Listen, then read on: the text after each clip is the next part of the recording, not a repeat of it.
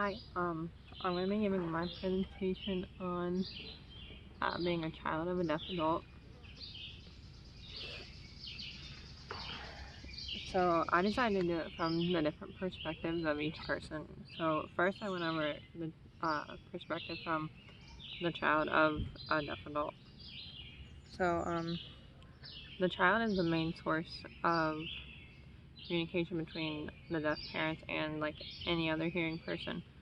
So a lot of times this forces them to have to mature more quickly than a normal kid might have to.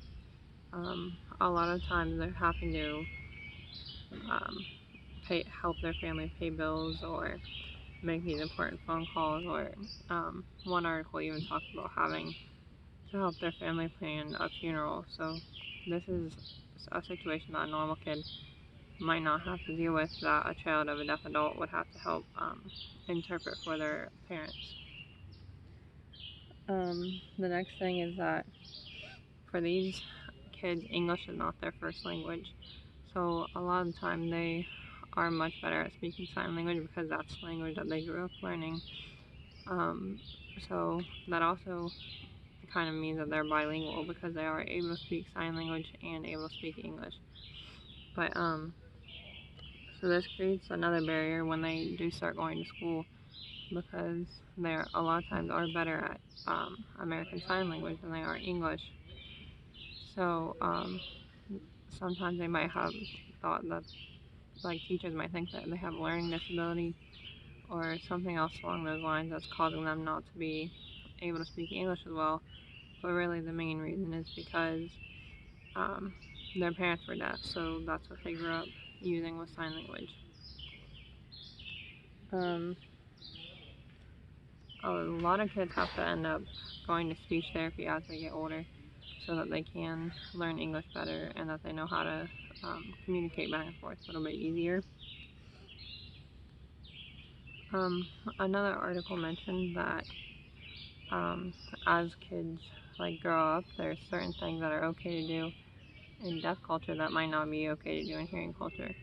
Like how in deaf culture it's okay to interrupt in a conversation. But then if a kid who's grown up always doing that, they might interrupt in hearing conversations and it comes off as rude, when really that's just how they were raised. So next is a perspective from the parents, the deaf adults. They have to realize that they're raising a child in a bilingual environment, so it's going to be harder for them to teach them English because they never really had to use much English or never had to speak it. So they have to be teaching the kids sign language and English as well. Again, they're relying on their children to have these important conversations that kids would not normally have to have, and it could be considered a lot easier if the parent was able to just have this conversation with an adult instead of having to go through their kid who might not understand everything that they're trying to talk about. They also have to understand that they have to accept that their child is hearing, so they can't just teach their kid ASL or just assume that their kid's going to use ASL their whole life. So they have to find another way to teach their kid English or whatever language they speak normally in the area that they're from. So the next perspective is a perspective from the outside world. So a lot of times people believe that deaf parents shouldn't be allowed to raise hearing children, which is really just big misunderstanding.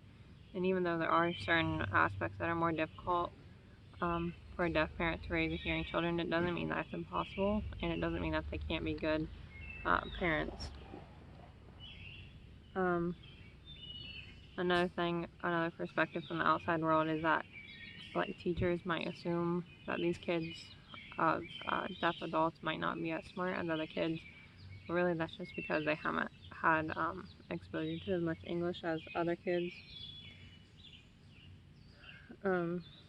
And then I have a reference page here. Kind of hard to see them outside. We're camping this week, so that's it, and have a nice day.